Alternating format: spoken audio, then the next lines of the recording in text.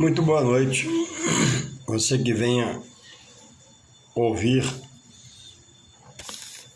a palavra de Deus. Aqui paramos um pouco nesta hora, nesse dia que Deus nos concede, para poder meditar na palavra de Deus. Porque a palavra de Deus são para nós suas revelações do que Ele quer que nós enxergamos pela revelação do seu Espírito Santo. E a palavra de Deus, ela é aquela que tem o poder de mudar a caminhada de um homem. Eu queria deixar essa feita um trecho da palavra de Deus se encontra no livro do profeta Isaías, segundo Deus inspirou pelo seu Espírito Santo, que diz assim, Isaías capítulo 1, versos 2, 3 e 4. É uma visão que Deus deu a Isaías, profeta Isaías, sobre a situação do povo que ele escolheu. E era, diante de Deus, uma situação de puro pecado, desleixo e irresponsabilidade. Então diz assim, ouve, ó céus, e presta ouvidos, tu, ó terra, porque fala o Senhor. E o que o Senhor fala? Criei filhos e exaltei-os, mas eles prevaricaram contra mim, foram teimosos. Verso 3, 1 Isaías 2, 3 e 4. Olha o 3 agora. O boi, o animal, conhece o seu possuidor, seu dono, quem o toca com a sua vara, né? O jumento, a manjedoura do seu dono, se dirige a ela. Mas Israel não tem conhecimento, o meu povo não me entende. Aí ele cita a situação deles. Ai da nação pecadora, do povo carregado da iniquidade, que é o pecado, da semente de malignos por fazer o mal, dos filhos corruptores, corromperam sua fé, deixaram o Senhor, blasfemaram do Santo de Israel, voltaram-se para trás. A essência do homem do Antigo Testamento, de Adão até o Novo Testamento, e o homem atual do Novo Testamento, não há diferença. A essência do homem, ela vem de Deus, Deus é Criador. Deus dá a vida. Agora, vendo a coisa espiritualmente, o homem de ontem, o Antigo Testamento, e o homem de hoje, nessa geração nossa, nós somos, diante de Deus, totalmente, cada um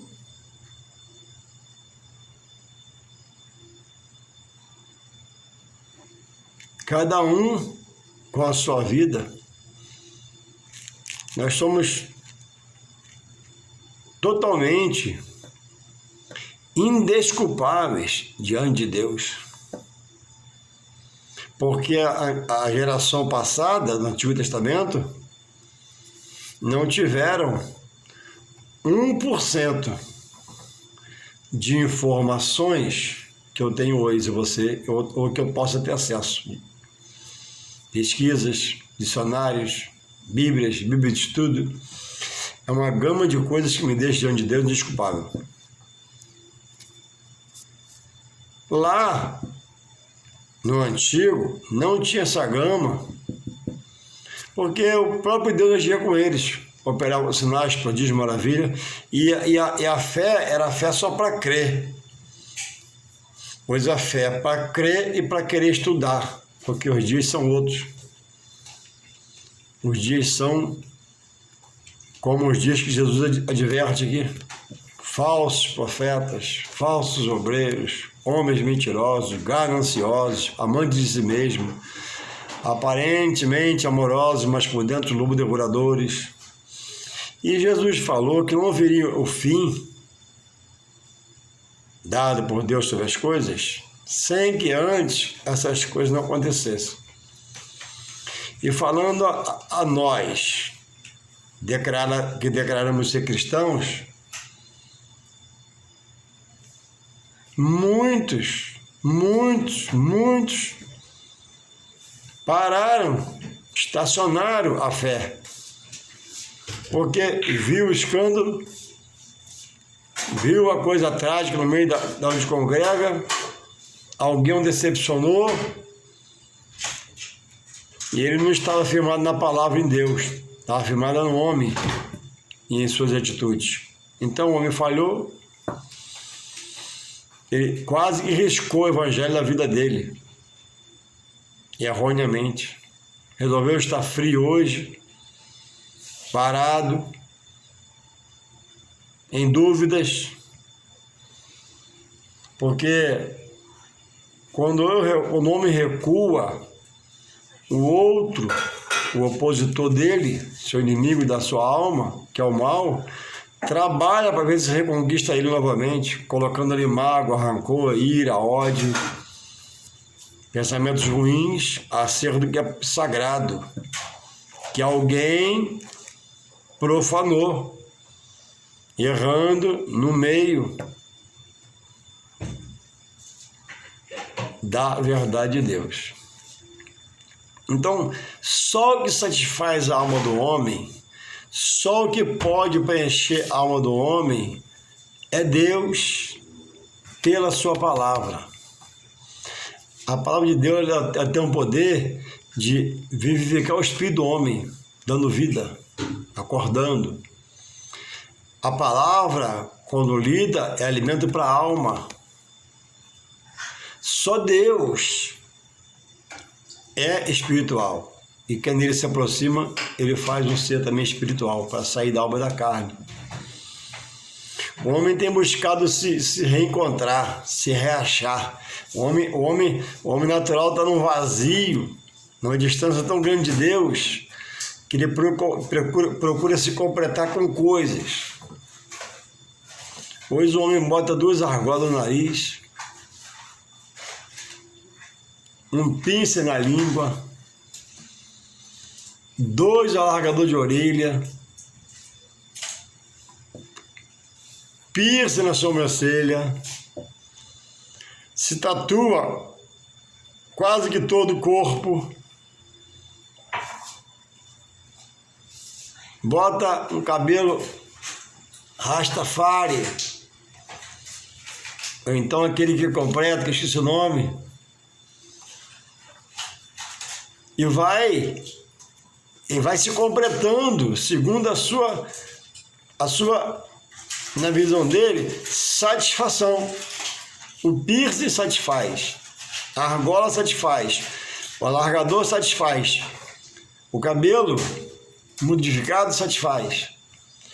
E é com isso, a tatuagem também, bota uma camiseta, né? Faz uma musculação, e com isso o homem busca satisfazer o seu ego, seu desejo, porque a alma não está no Criador. A alma se alimenta de coisas opostas o desejo do Criador exposto na palavra de Deus. E não há ninguém que morra em satisfação fora de Deus, porque só Deus satisfaz a alma do homem. E não é com coisas materiais, com adornos, mas é com a sua obra que insere no homem, no coração, no pensamento, no sentimento, que muda o carnal em bota espiritual, e ele assim vira o ser espiritual. Aí ele vai entender que não é por isso, não é por aquilo, não é por aquilo outro, não é pelo que falaram, não é pelo que ele fazia, não é pelo que ele praticava, mas o Evangelho é simplicidade. Evangelho, é cara limpa. Evangelho, para quem não pratica, tem que praticar, como a Bíblia diz, que nós fomos feitos imagem e semelhança de Deus. Não na sua glória e glorificação, mas na imagem. Somos a imagem expressa de Jesus. Deus fala isso de Jesus. E nós somos. Então, existe até uma banda dita evangélica que o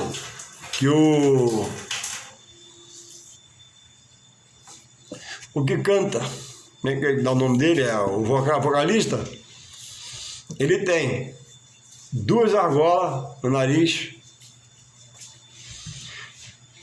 2 brincos aqui, 2 piercing, tatuagem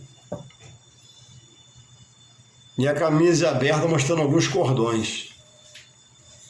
Parece mais um filho do bicheiro do que um cristão. A palavra me permite falar assim. Mas a santidade não está nas coisas. Mas nós não fomos chamados para ser diferente. O que tem que aparecer para nos diferenciar do mundo, o testemunho de vida, não pode ser o piercing, não pode ser argola, não pode ser o alargador de orelha, nem tatuagem. Quem já tem tatuagem está em Deus, amém, não faça mais. Mas tem lugares que a direção permite tatuar e acha bonito, elogia, marcar o corpo. Então, irmãos, a vaidade em excesso, vaidade todos têm, tem que estar fora do nosso contexto desse novo em Cristo. A Bíblia diz para olhar para Jesus, Hebreus 12:2, autor da fé. Essa fé é para buscar o espiritual de Deus, não é para criar atrativos com coisas, somado ao meu dizer que sou cristão, para poder aparecer. Eu não congregaria no lugar que o vocalista ou o ministério de louvor tivesse 2 argolas no nariz, piercing, brinco, não congregaria. Para mim, não canta. Eu não congreguei no lugar onde muito tem hoje, que o ministério de louvor se apresenta de bermuda, sandália de dedo no púlpito, camiseta no púlpito, ministrando louvor a Deus. Louvado seja o Senhor. Não, sou radical nesse ponto e vou continuar radical. E quero morrer assim radical nesse ponto. Eu não entendo o ministério louvor da igreja, chamada evangélica, que o líder permite o louvor ao excelso Deus, ao supremo Deus, ao grandioso Deus, seja ministrado de bermuda, sandália de dedo, camiseta. Não. Para mim não toca, não. Eu não vou estar nesse culto. Eu não vou fazer parte desse evangelho. O que tem para prevalecer em nós são os dons espirituais. Poder, autoridade, unção, a busca. Caminhando para a perfeição que tem em Deus, que não tem em nós. E nós nunca alcançaremos, mas chegaremos perto dela. Buscando ser espiritual. Como uma pessoa espiritual consegue, se é espiritual, subir no púlpito de bermuda para pregar a palavra, como tem em alguns lugares? Como uma pessoa espiritual consegue ser espiritual? Uma igreja que apaga a luz no louvor, que a parede já é preta, que quando começa a louvar, existe uma coisa chamada máquina de fumaça.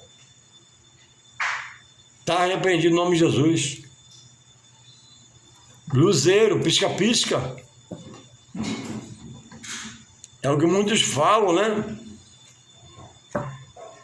Que o apóstolo Paulo pudesse, se Deus permitisse ele descer em alguns lugares para fazer uma pregação, o apóstolo Paulo faria uma dura pregação. E hoje seria repudiado, ignorado, chamado de radical. Que homem é esse? É Paulo, tinha 9 dons. É Paulo, poliglota, cheio do Espírito Santo, chamado das trevas para a luz. Que quando entendeu, se deixou por Deus ser espiritual. E depois foi aprendendo, ele disse, eu dou tudo como esterco, como estrume, para poder aprender mais de Deus.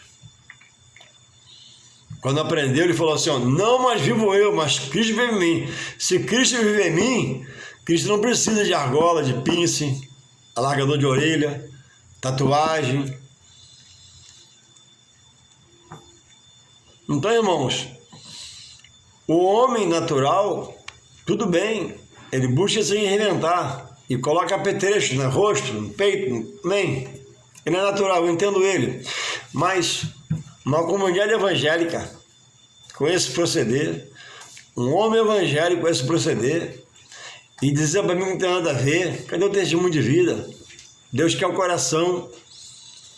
Mas esse Deus que ele fala, só quer o coração, esse Deus que fala por Jeremias 17:9, né? Que enganoso é o coração mais que tudo. O coração mais enganoso que o rins, que o baço, que o pulmão, que o nariz. Por quê? O coração é que, ao ver com os olhos uma coisa, reage com a emoção. Com a emoção segura ou desenfreada. Segura quando eu sou espiritual, para frear meu coração. Epa, calma aí. Tu não vai me levar a pecar, não. Desenfreada quando eu só digo que eu sou espiritual, não sou, e age com alguém pela emoção. O homem espiritual não age pela emoção, age pela razão. A razão dele é a palavra de Deus, as revelações. O homem espiritual que anda segundo o coração, ele anda na emoção do coração. O coração leva ele para a esquerda, para a direita. Então, como está o seu caminhar? Qual a sua visão? Como fazer essa maratona até a morte, ou Jesus nos arrebatar para os céus, e ficar na visão de Paulo, eu quanto a mim, digo eu combati o bom combate, eu acabei meu ministério, minha carreira, né? Mas eu guardei a fé em que? Na verdade, na justiça, na simplicidade, no amor, na originalidade das coisas, e partiu, e um dia vai ser para a glória. Então eu li aqui um texto, né? Que Deus se expressa, ouve, ó céus, e presta ouvidos tu, ó terra.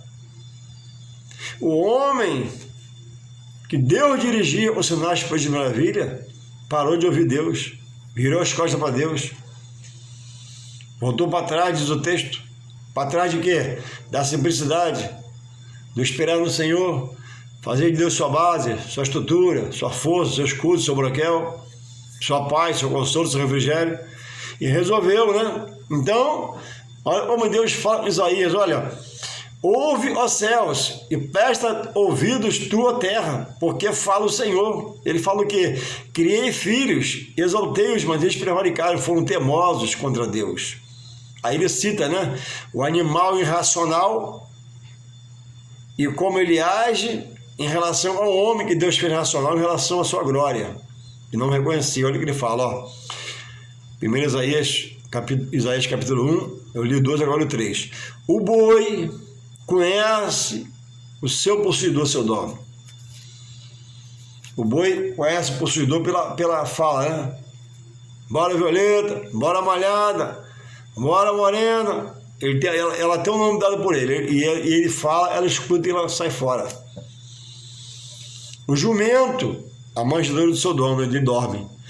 Mas Israel, mas o meu povo, Deus está falando, o meu povo que eu escolhi e me revelei a eles com sinais, poderes e maravilhas, mas Israel não tem conhecimento.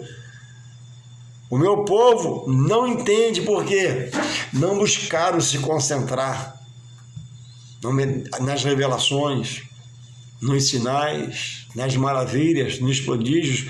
Tudo que eles viram foi um pouco para andar constantemente glorificando a Deus. Eles tinham uma fé em Deus que era movida a coisas. Quando Deus não fazia por algum tempo alguma coisa a mais, excepcional, também eles afrouxavam. Quando Deus fazia uma coisa excepcional, sobrenatural, já, opa, esse é nosso Deus, nosso Rei, poderoso. Era inconstante. Não usavam a fé para fazer valer a comunhão com Deus. Então, por que não tinha conhecimento? Porque também não buscavam aprender. Por que hoje o povo perece? Que falta conhecimento. Você que me ouve nesse momento aí, quando você me ouvir, vou te perguntar aqui agora. Você é aluno da escola dominical na sua igreja? Compromissado, todo domingo está lá 9 horas, sempre que pode? Tem um dia que não dá, amém. Mas você é aluno da escola? Tô vendo, tá vendo? Não, Juarez, eu tô pensando no ano que vem aí, tá vendo? No Juarez eu fui uma parede, tá vendo? No Juarez eu fui, eu não entendi. Mas vai, não entende, não volta para aprender mais e perguntar ao professor e conversar? Ninguém nasce sabendo. Por isso que você, está nesse patamar. Aí ele diz assim, para esse povo que age assim. Disse naquela época, melhor dizendo, porque sereis ainda castigado por ser rebeldes.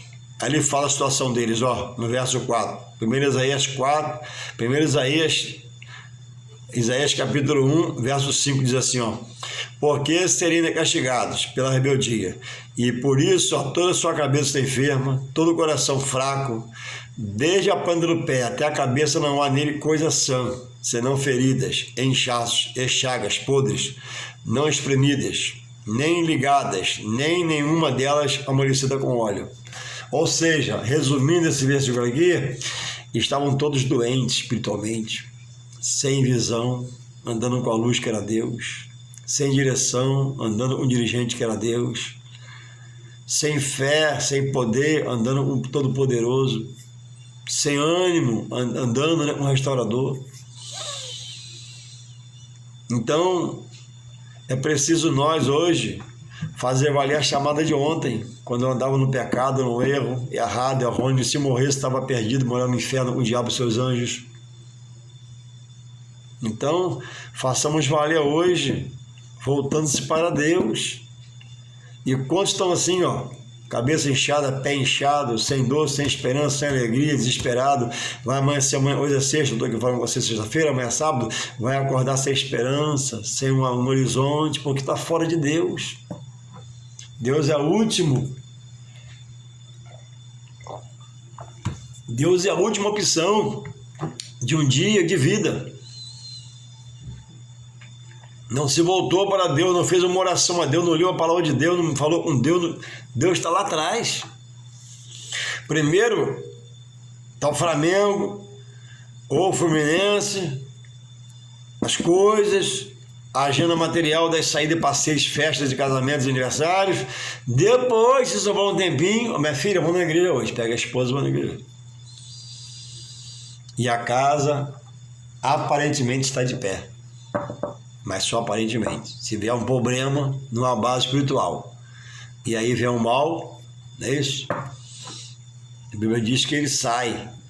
Mas de vez em quando ele ronda para ver como é que está, se a casa está arrumada espiritualmente, está indo na igreja, está indo no estudo bíblico, está indo no culto da palavra, das coisas de Deus. Então que possamos receber essa palavra, a começar por mim, e se resguardar e procurar estar em Deus. Olha o que ele diz aqui, blasfemaram, 1 Isaías 1, verso 4, no finalzinho. Blasfemaram do Santo Israel. Falaram contra Deus. Naquela época, talvez Deus deixou de fazer uma coisa naquele momento que eles queriam fazer, depois não aceitaram. Blasfemaram, voltaram para trás, ou seja, recuaram na fé, recuaram na visão. Fizeram birra com Deus, arrumaram encrenca com Deus. E muitos hoje estão assim. Mas que nós possamos se voltar para Deus, se despertar para as coisas de Deus, a começar de domingo. Não, eu vou voltar à escola dominical, eu vou voltar a estudar a palavra, eu vou ir no culto da palavra. Louvado seja o Senhor. E assim tudo vai mudar e você vai ser renovado em nome de Jesus.